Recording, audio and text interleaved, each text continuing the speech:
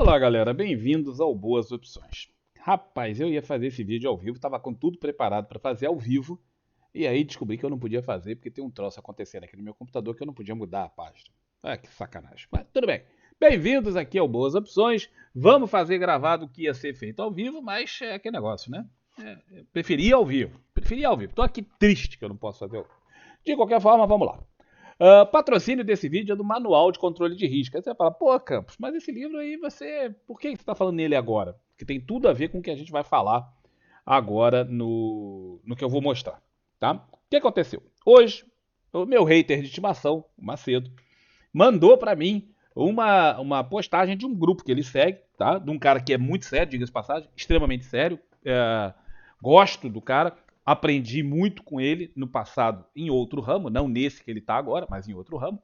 E o cara é bom, o cara é sério e tal. Mas a postagem que ele me mandou, né, que o Macedo me mandou, é uma postagem assim, um pouco tendenciosa. E eu falei, cara, isso é tendencioso, velho.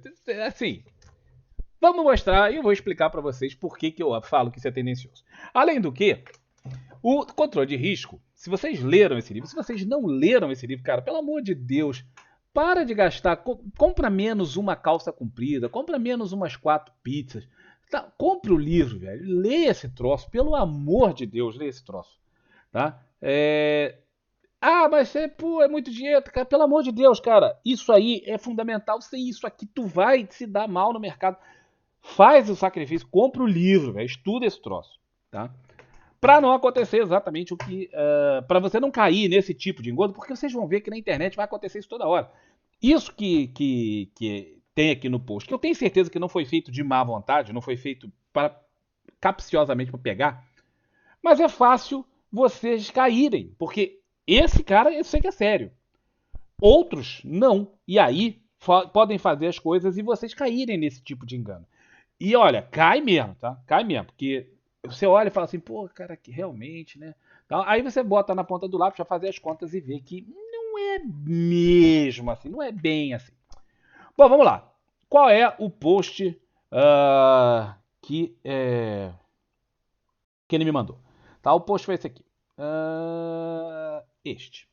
Depois vai ficar aqui, vai ter no Excel e aí a gente vai poder ver de qualquer jeito. Será que a renda fixa ganha das ações no Brasil? E eu vivo mostrando para vocês constantemente que sim. Tá? Veja o comparativo de 20 anos, no período entre o ano 2000 e o ano 2020. O Ibovespa é apenas um índice de empresas mais negociadas na bolsa, não reflete valor. Tem sentido, tá? Primeiro, ele pegou um certo prazo, né? Prazo de 20 anos, é um prazo normal de pegar. E o Ibovespa é apenas um índice. Claro, se você pegar uma ação individualmente, ela vai fazer muito mais. Algumas ações podem fazer espetaculares, 16.000%, aquelas coisas absurdas.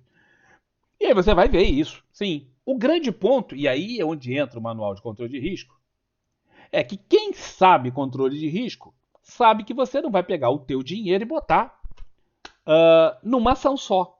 Por quê? Porque do mesmo jeito que ela pode subir 16.000%, ela pode falir.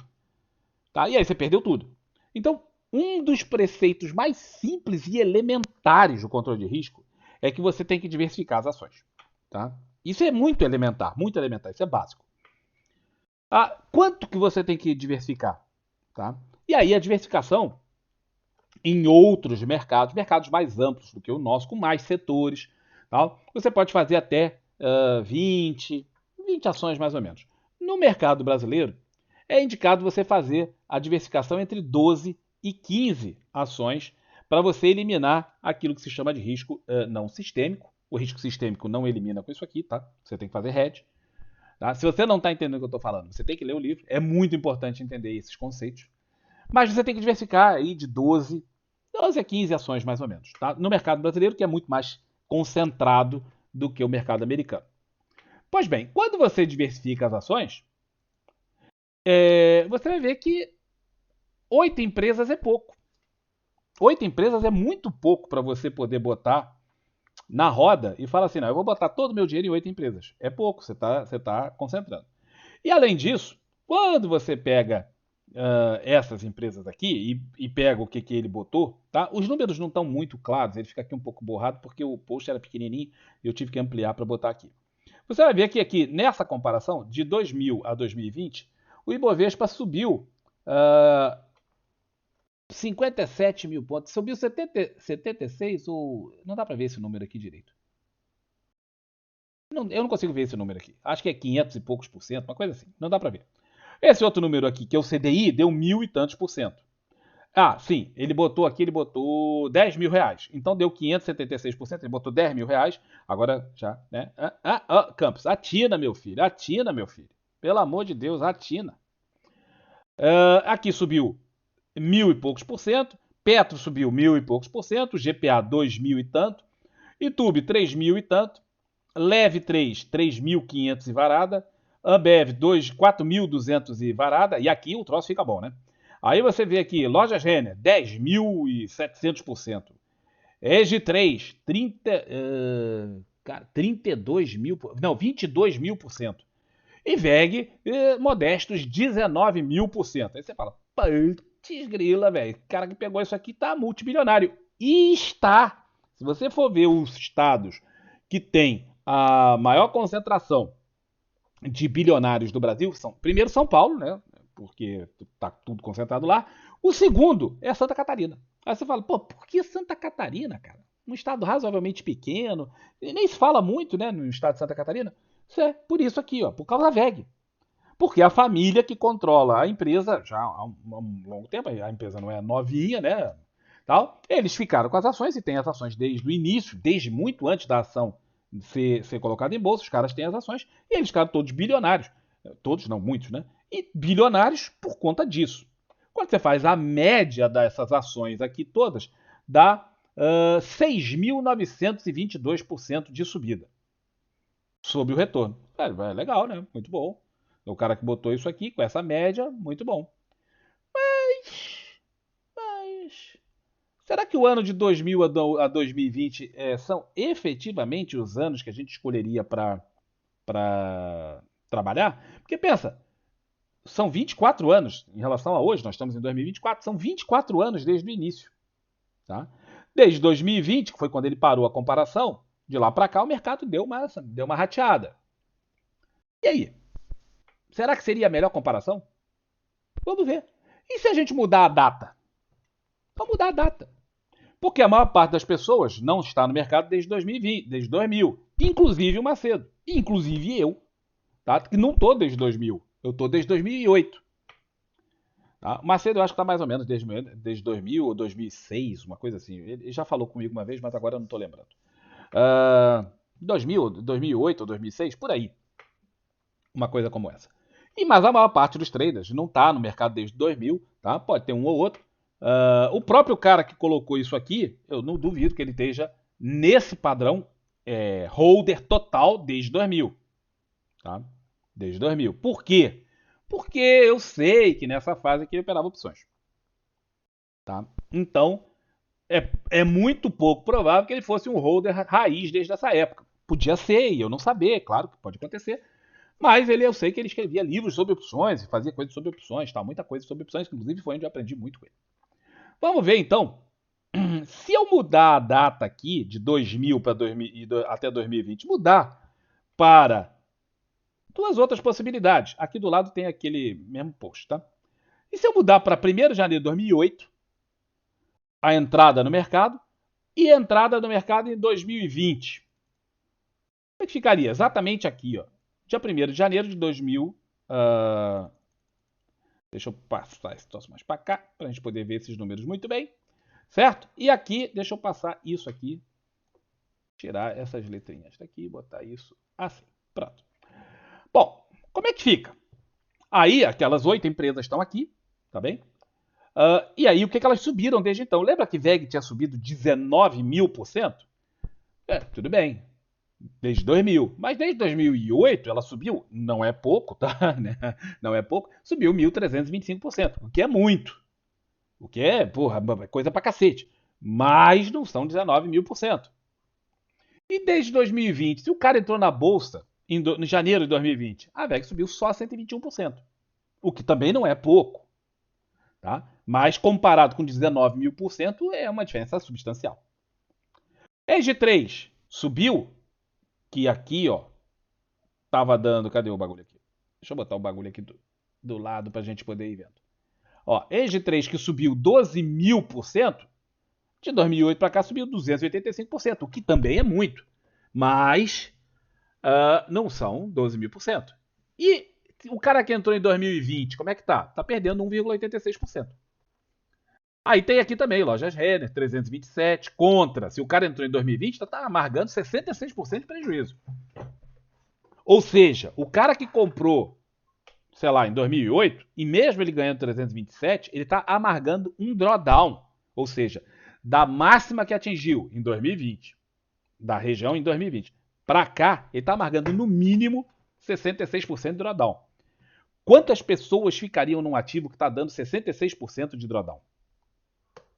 Quantas pessoas ficariam no ativo? Mesmo os holders. Ficariam? Eu não sei se ficariam. Muitos não. Tá? Aí temos aqui a BF, que por acaso subiu os mesmos 327%. Tá? Eu até fui verificar para ver o número e é o mesmo, mesmo número.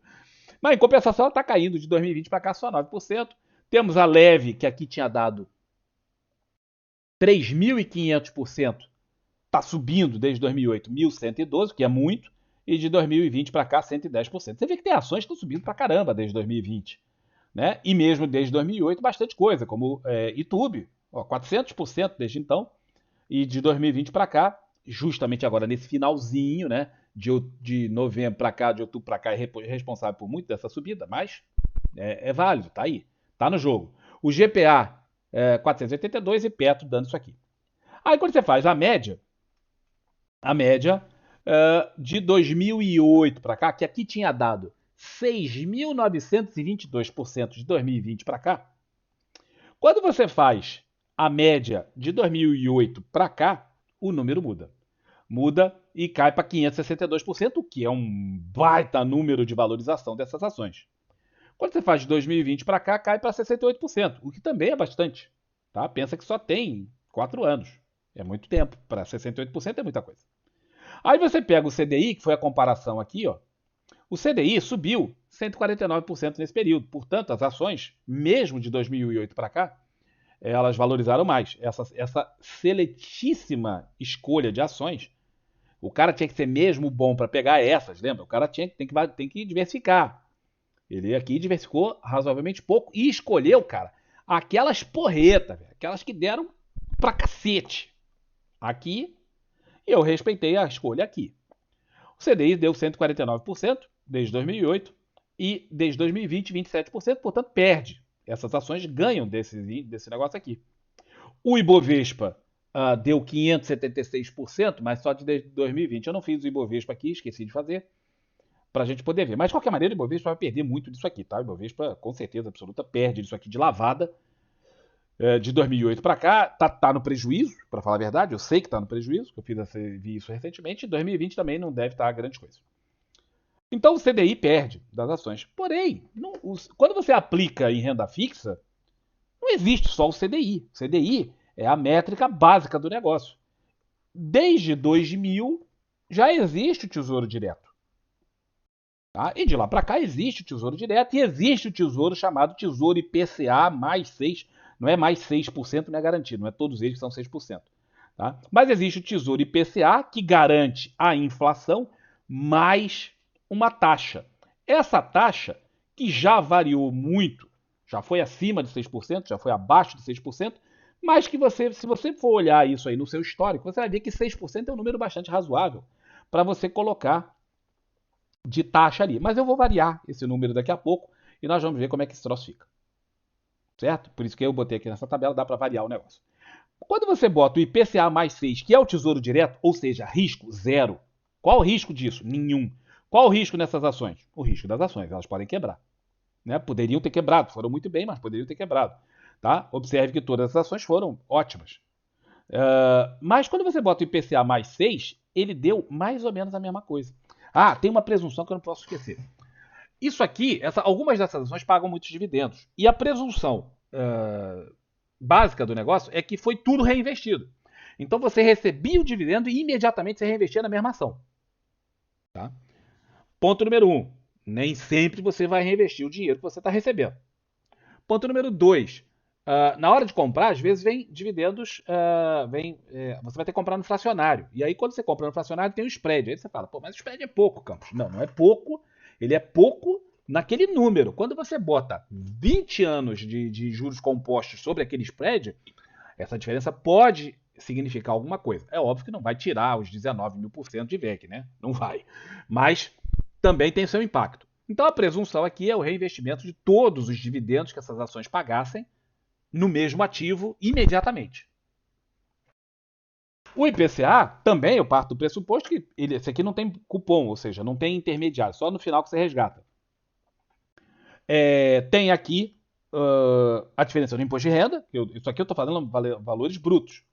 Tá? Então tem aqui, se você for resgatou intermediário, tinha o imposto de renda, mas tem IPCAs longos. Por exemplo, agora, nesse exato momento, você encontra IPCAs longos. Tem Tesouro.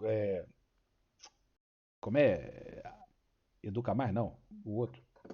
Renda Mais? Pô, o troço para dar 2060. Tá? Então tem. E tá pagando IPCA mais X%. Portanto, é possível que o cara conseguisse aqui ter isso. É óbvio que ele poderia ter um desconto de imposto de renda e com isso diminuiria um pouco essa comparação. Perderia aqui um bocado. Mas observe que, fazendo bruto, todo mundo bruto na história, e também nós temos que levar em conta que o cara comprou lá em 2020 e nunca mais mexeu na ação, né? Mas quando ele mexer e sair, ele vai ter que pagar imposto de renda, porque para esse dinheiro aqui aparecer na conta dele, ele tem que vender a ação. Ele não é, eu tenho, chega no padeiro e fala assim, eu tenho 1.000 ações de VEG, me dá aí uma coisa para comer. Não, o cara não te dá nem um beijo, né? Nem um bom dia. Então o cara tem que, para ele ter dinheiro, para ter essa grana, ele tem que fazer a venda. Para fazer a venda, ele vai pagar imposto de renda. Certo? Portanto, ele vai pagar imposto de renda nas ações, vai pagar aqui também, fica mais ou menos elas por elas e ponto final. Observa que a diferença não foi assim tão substancial. E, cara, são ações que fizeram movimentos muito bons, que foram escolhidas para isso aqui. Tá bom, beleza. Vamos fazer o seguinte? Agora vamos fazer o seguinte. Vamos fazer uma modificaçãozinha nessa história. E vamos fazer uma diversificação um pouco melhor. Não vamos escolher assim só os ativos bonzões do mercado, né? Não só isso. Vamos pegar aqueles. Não vou pegar ativo ruim. Tá? Eu vou pegar ativos que em algum momento ao longo dos últimos anos foram queridinhas do mercado, foram bombásticos, sensacionais, e que seriam facilmente colocados numa carteira. Uma carteira essa que aqui tem 14 ativos. Então eu coloquei 14 ativos nessa carteira e nós vamos trabalhar com eles. Tá? Agora é a mesma coisa. A mesma conta, mesmo babado, mesmo igual, tudo igual. Como é que fica isso? Aquelas do início estão todas lá, mas aí a gente tem aqui a MGLU. Mais cedo, por exemplo, era um investidor de MGLU, raiz, holder, compro e fico com ela para sempre. Pois é, ela subiu de 2008 para cá 329%. Ótimo resultado. Porém, se o cara entrou na bolsa em 2020, ele está perdendo 85% do valor de MGLU. Vale, que é uma ótima empresa, isso aqui também estão com os dividendos, tá, galera? Isso aqui também tem reinvestimento de dividendos, está tudo aqui. A Vale 138,7%, mas de 2020 para cá subiu 80%. Cirela, que hoje o pessoal não fala tanto, mas falava em 2008. Ainda é uma grande construtora e era uma das queridinhas. Muita gente botava grana em Cirela. Subiu 76% nesse tempo e de 2020 para cá está marcando menos 8%. Elet, que é uma grande empresa do mercado, tal, subiu 325 desde 2008. Aqui eu botei desde 2008 ou IPO, porque a MGLU, por exemplo, não estava no mercado em 2008, mas ela fez o IPO depois disso. Eu botei do IPO para cá. Tá? A Cielo, a mesma coisa. A Elet aqui 32%, BBAS, que é um excelente investimento, né? 427 desde 2008 e 48% desde 2020. Cielo, quem comprou desde o IPO, está ganhando 22,8%. Quem entrou em 2020 está amargando menos 24%. Bom, refazendo agora as contas, fazendo uma diversificação melhor e não escolhendo as ações assim são sensacionais, escolhendo outras também, né? Aí a gente agora refaz a conta e vê que a média dessas ações caiu para 416%. O CDI e o IPCA, óbvio, ficou iguais, que isso não muda. E agora, as ações estão perdendo do IPCA, da renda fixa. Porque renda fixa não é CDI. CDI é o referencial de renda fixa. Ninguém, eu vou lá, vou aplicar só em CDB 100% CDI. Não, tem CDB aí dando. Agora não tem mais tanto. Mas teve agora há pouco tempo CDB dando aí CDI mais 110, 120% do CDI, né? CDI mais 20%, CDI mais 10%. Hoje mesmo você encontra vários aí, CDI mais 5%. Você encontra. Ou 105% CDI, né? Você encontra. Você encontra debêntures. Você não é só renda fixa que tem isso. Tem outras, mas aí já tem risco. Aqui, eu tô falando pro cara, meu irmão, é risco zero. Nenhum risco. Essas ações aqui, tem risco. Pô, você pode olhar Emiglu, o cara que entrou Emiglu no dia 1º de janeiro de 2020, né? Próximo, né? Que dia 1º é feriado.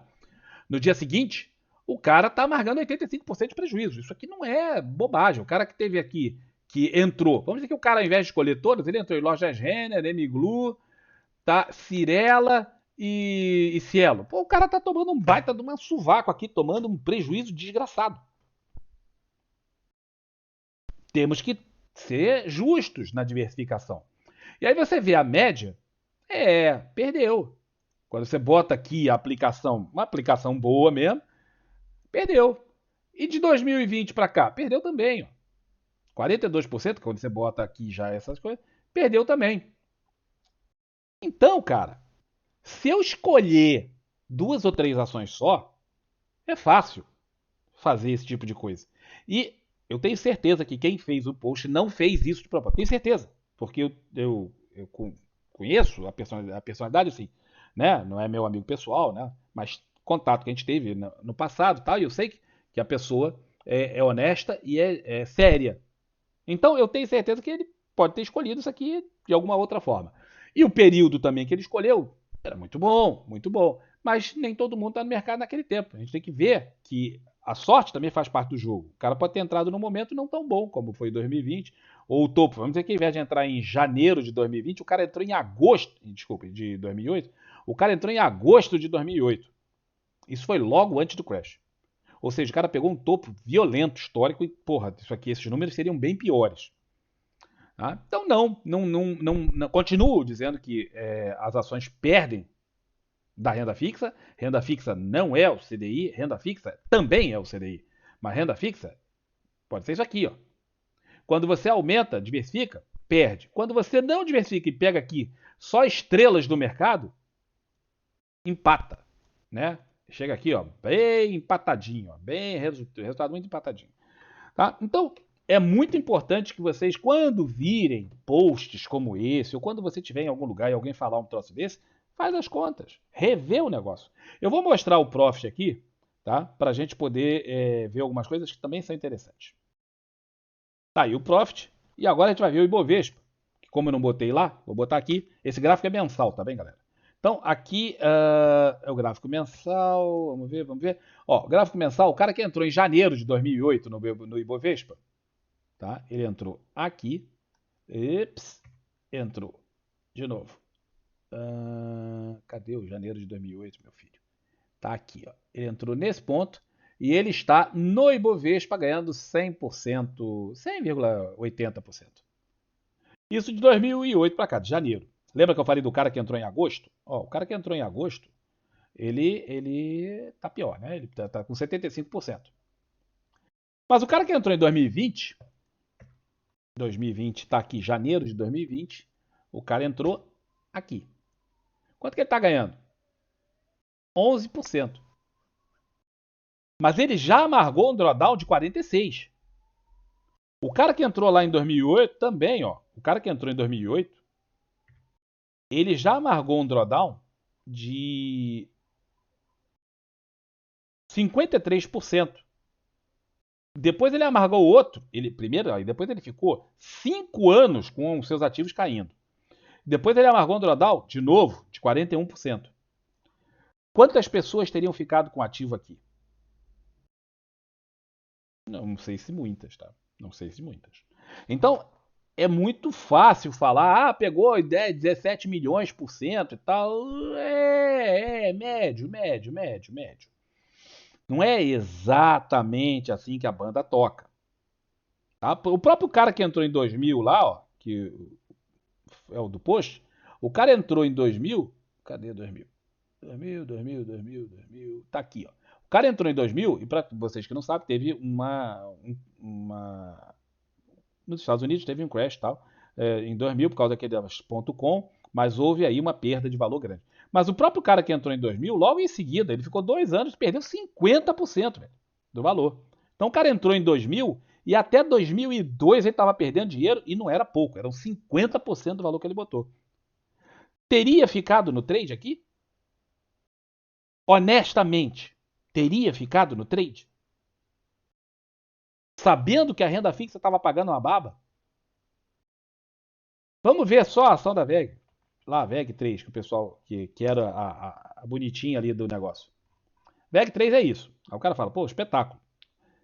Olha o volume de VEG 3 no ano 2000. O volume era inexistente. Era inexistente. Sabe essas ações que a gente vê aí que ninguém opera? Tem ação lá que tem 300 mil, 500 mil reais de operação e tal. VEG era isso no ano 2000. Ninguém operava VEG no ano 2000. Portanto, querer botar que a gente ia ganhar um dinheirão comprando VEG é a mesma coisa que eu falar daqui a 20 anos que eu comprei uma dessas ações que, porra, ninguém ouve falar, mas eu comprei. E a ação subiu 19 mil por cento. Show! Você ia botar quanto aqui nessa ação? Do seu patrimônio? 100%? Duvido. Se você botar 5% do seu patrimônio nisso, é muito. Por quê? Ação, cara, que ninguém nunca ouviu falar. Não tinha movimento, não tinha nada. Aí você bota ali, vamos dizer, 5%, e você já é um cara corajoso botar 5% do seu patrimônio numa ação dessa. Não estou dizendo VEG, porque o VEG eu já sei o que aconteceu. Estou botando nessas outras que tem aí hoje no mercado que valem, sei lá, centavos, mirreca, que ninguém opera. E aí a ação sobe 19 mil por cento. Beleza, mas só foi 5% do teu capital. E aí você botou, vamos dizer, outros 5% em Emiglu. Não aqui, mas de repente você entrou, sei lá, em 2020, e aí você está marcando 80%.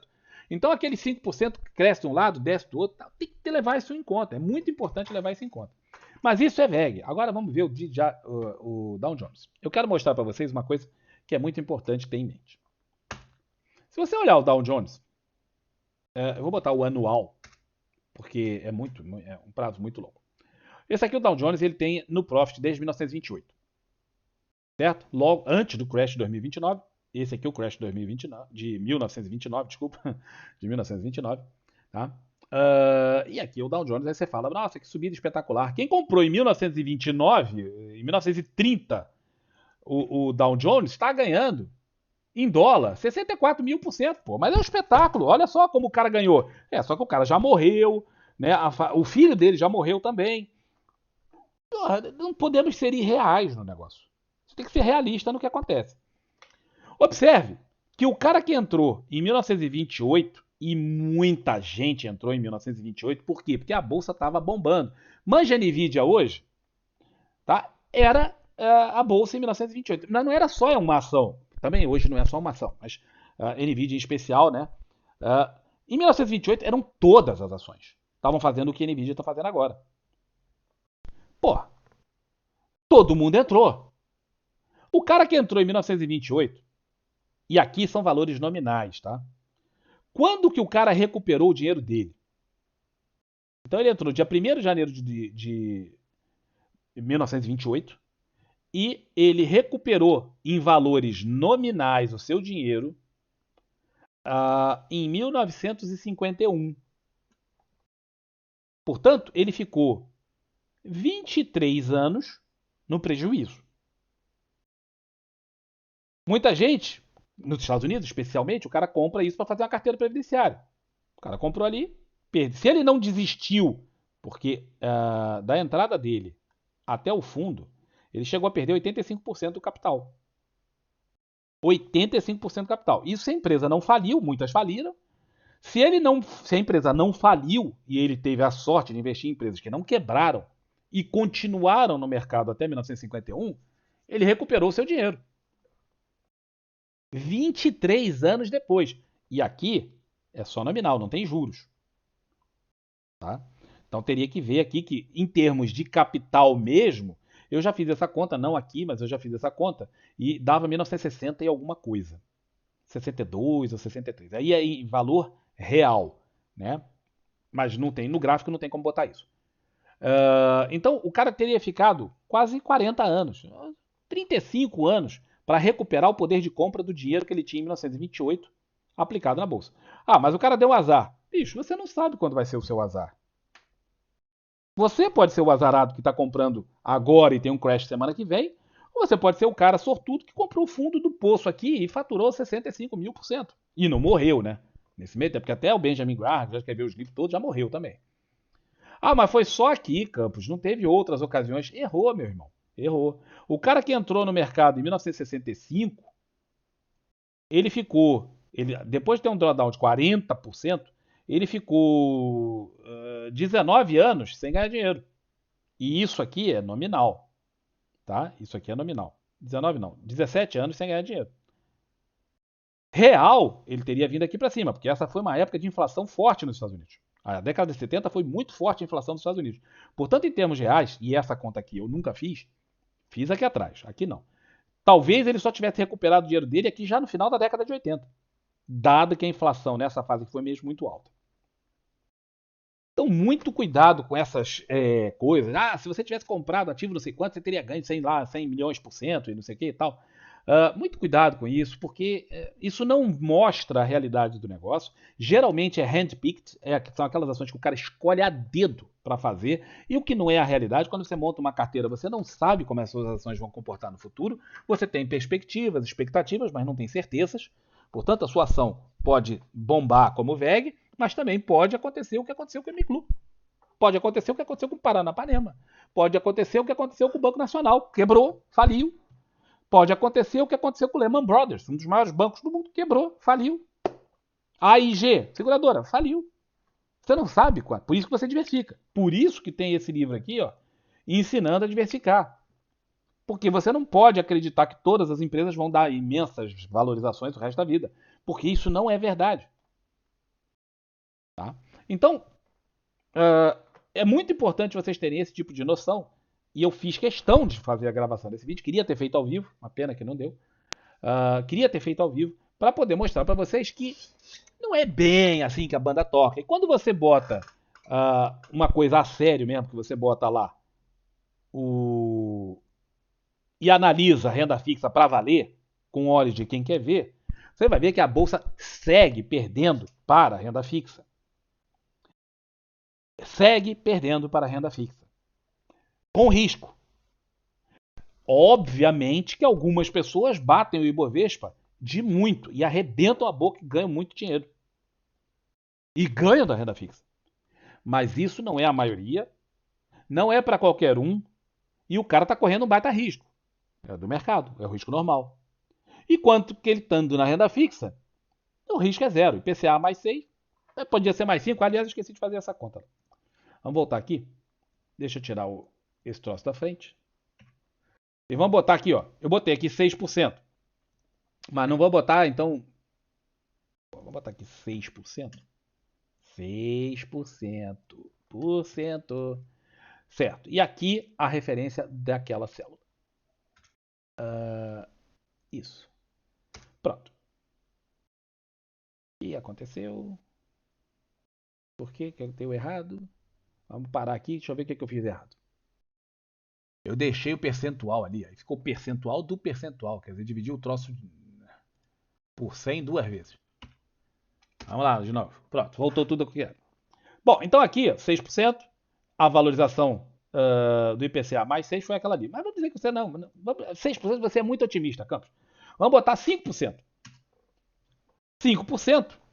IPCA mais 5%. Tá aqui a inflação anual, mensal, tal. Aqui tá 6, mas já muda para 5, né? Seria o número 5, seria esse aqui de baixo. Caiu para 456%. Então aqui esse número seria 456%. Mesmo assim ganha da média dessas ações. Não ganha daquelas escolhidinhas, mas ganha dessas, tá? Então, ó, vamos botar aqui, ó. Isso aqui é igual a isso. E isso aqui é igual a esse número aqui. Então, quando eu mudo ali o percentual, você vê que já não ganha mais de lavada como era antes. Mas ainda ganha por bastante coisa. Bem razoável. O que importa é que não perdeu. E olha que são ações aqui, ó, sensacionais, que não refletem o Ibovespa, não refletem o investimento da maior parte das pessoas. A maior parte das pessoas não conseguiu encontrar essas ações tão sensacionais, investir e reinvestir todos os dividendos sem falhar. Cara, recebe dividendo e investe, recebe dividendo e investe, porque isso é importante. E a maior parte das pessoas não faz isso. Aqui, o risco, zero. Aqui, risco de mercado, de dar pau. Ah, mas e se o IPCA, você tivesse conseguido um IPCA mais 7%? Né? 6,5%. Você poderia falar, pô, o cara conseguiu IPCA mais 6,5%. Na média, ao longo desses anos, pode ter sido. Eu não tenho esse número preciso. Aí, meu irmão, aí o troço aqui fica até feio. Né? Aí fica até feio. Entendeu? Então, vamos dizer aqui atrás, ó, que o cara tivesse conseguido aquele número de IPCA, 6,5%. Observa que agora os números ficaram até de 2008, bateu por merreca, não é muita coisa, você levando em conta 23 anos, não é? 23 não, 15 anos, não é uma diferença lá tão absurda, de 562 para 597, né? Razoável. E aqui chega bem juntinho, de 2020 para cá, já tempo menor, né? Está bem juntinho. Cara, então, imagina um cara que botou lá numa debênture. Eu conheço uma pessoa que meteu aí uma grana numa debênture e está pagando para 2030, quer dizer, a pessoa está pegando 2035. A pessoa está pegando 11 anos, IPCA mais 8. IPCA mais 8. Aqui é 6,5, tá 7 ali porque ele aproxima. Agora eu preciso que o cara pegasse IPCA mais 8 na debênture, está correndo risco, a empresa pode quebrar. É igualzinho aqui no mercado. O risco agora é o mesmo. Mas o cara bota 8%, se ele pegou, aí é isso aqui. Agora, meu irmão, agora o troço ficou assim, ridículo. Ah, é impossível pegar IPCA mais 8. Impossível você botar todo o teu dinheiro naquela debênture, só se o cara for maluco, né, da cabeça. Quem, em sã consciência, investiria todo o seu capital na debênture de uma única empresa? Eu sou perturbado, completamente louco, né? Existe, mas não é normal. O cara também nos investimentos de renda fixa, ele diversifica. Mas se ele não quiser diversificar fora do IPCA mais 6 tesouro direto, que ele, não necessariamente 6, mas IPCA mais alguma coisa, ele não precisa diversificar muito, porque o tesouro é risco zero. A debênture não, mas o tesouro sim. Ele não vai conseguir tesouro IPCA mais 8. Não vai.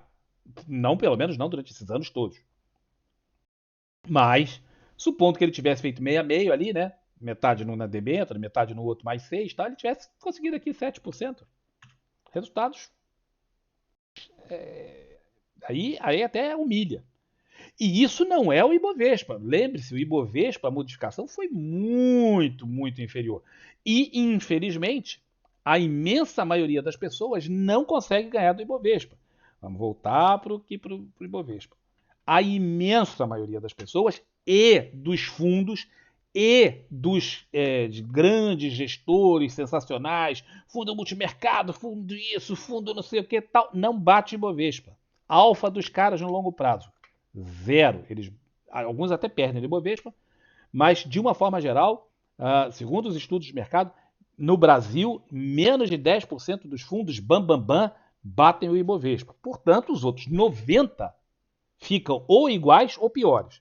E quanto foi o Ibovespa nesse prazo? Vamos botar aqui, ó, no prazo que nós estamos falando. Do início de janeiro de 2020, de 2008, o Ibovespa andou daqui até agora 95%. Lembrando que lá estava dando 400 e varada. Ou 500 e varada, já até esqueci o número. 600, não, mas 600 aqui não pode ser. Eu botei 6, 7%. Vou botar aqui, vou voltar para 6. Quanto que dá? 547. De 2008 para cá, o Ibovespa deu 90 e poucos por cento que eu acabei de fazer. Então, daqui, no fechamento do ano, né? Até agora, 98%. Com detalhe, aquela minha conta do IPCA mais alguma coisa parou em dezembro do ano passado. Então tem janeiro e fevereiro que não estão nessa conta. Parece pouco, mas são 2 meses de juros compostos. Não estão na conta. 98. Agora, e 2020? Cadê 2020? 2020 foi esse aqui, né? 2020 foi aquele ano. O cara que opera o gráfico anual ficou animado. E de 2020 para cá, o Ibovespa andou belíssimos 6%. 6%. Enquanto que o CDI bateu disparado, observa, só o CDI bateu disparado, tanto aqui, lembra, 90, aqui está dando 150. E depois 6 está dando 27. Isso é o CDI. Quando você faz com uma renda fixa para valer mesmo, olha o resultado. Isso com aquelas ações, né? Ou, no caso, com o Ibovespa. Tá? Aqui 90 e poucos, aqui 6. Portanto, muito cuidado, galera, com esse tipo de coisa. Muito cuidado com as afirmações de mercado, porque muitas vezes podem pegar períodos como aquele de 2000 e... Vamos dizer que o cara pegou de 2032 a 2052. Pô, só subiu, cara. Mas se ele pegasse 1 ou 2 anos antes, a coisa era totalmente diferente. Tem enormes períodos de drawdown nesse meio. Drawdowns de 40%, 50%. Teve, no caso de 1929, teve drawdown de 85%. Inúmeras companhias faliram. Então você podia falar, não, eu seguro, eu sou buy and hold, eu seguro. Mas a empresa faliu, tu não segura nada. Segura papel para limpar aquilo. Porque não serve para nada. Então, não tem essa assim, cuidado, muito cuidado com esse tipo de coisa. E tá aí a prova escrita para vocês verem que não é bem assim. Vai muito do período que é escolhido, vai muito do tipo de renda fixa que é escolhida. Também podia ter escolhido, ao invés de CDI, eu podia ter escolhido aquele CDB maneiro que o banco te oferece de 85% CDI. Eles vivem oferecendo isso. Pô, aí dava um número ridículo, né? Para trás, muito péssimo. Né? Mas não, você tem que escolher, né? Se o cara conseguiu escolher as melhores ações do mercado, eu também posso querer escolher o melhor tipo de renda fixa do mercado. Não é por que não? Se o cara é bom na renda variável, eu sou bom na renda fixa, e aí? Então, muito cuidado com isso, tá, galera? Muita atenção. Espero que esse vídeo seja extremamente útil para vocês, para o futuro não caírem nesse tipo de conversa. Tá bom? Um abração, até o próximo vídeo.